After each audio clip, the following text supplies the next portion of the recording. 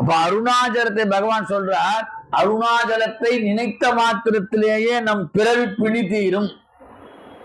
அதத்தான் ஞான சம்பந்தர் சொல்ற, உண்டாமூலை உபயாடோடும் உடனாகிய ஒருவன், உண்ணாமூலை உமையாளோடும் உடனாகிய ஒருவன், பெண்ணாகிய பெருமான் மலை திருமாபடி திகழ மண்ணாந்தன அருவே தீரல் மழலை முழபதிரும், அண்ணாமலை தொழுவார் வீணை வழுவா வண்ணம் அருமே. எப்படி முடிகிறா பாருங்க, அண்ணாமலை தொழுவார் வினை வழுவா வண்ணம் அருமை.